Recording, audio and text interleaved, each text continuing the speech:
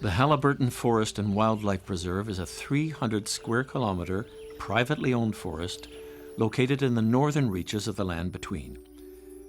It is Canada's first sustainable forest. The lands were originally owned by the timber barons that came into this country in the 1860s and 1870s. The method of choice of dealing with the forest at the time was high grading, which means all the good timber is being removed, and not only that, but in the process a lot of the remaining forest is being damaged, and that has happened through several rotations. So really, when Haliburton Forest was formed in the 1960s, there really wasn't a lot of usable timber. So since then, because obviously it takes a century to rebuild a forest like this, we've been trying to improve and rebuild the forest to its original glory. Overall, the basic principle that we apply here at Haliburton Forest in terms of timber harvesting is referred to as single tree selection harvest. So we literally look at each tree individually, and then they mark the trees for removal. Commonly, 1 out of 4, 1 out of 5 trees in a forest is being marked, and the harvesting then focuses on those trees, take those out of the forest as benignly and as carefully as possible.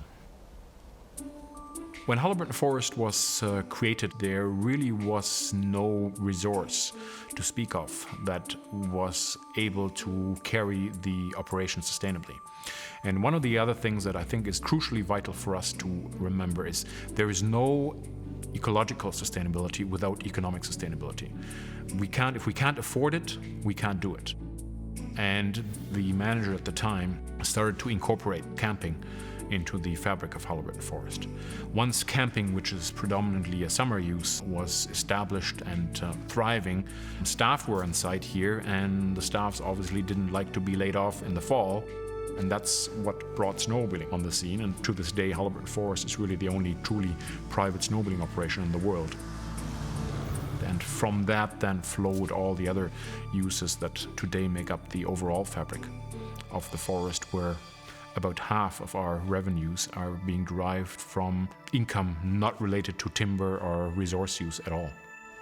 We have a very strong research partnership with a number of organizations, the most prominent being the Faculty of Forestry at the University of Toronto. And throughout the summer, there's probably 25 to 30 researchers living on site and carrying out the various research projects.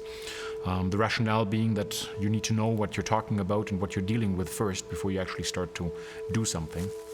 The concept that we're following in our management approach is referred to as adaptive management. So whenever we see something happening, something that we should change, we do change it immediately. So we don't have to wait for another 5 or 10 year plan to be drawn up, as governments often do.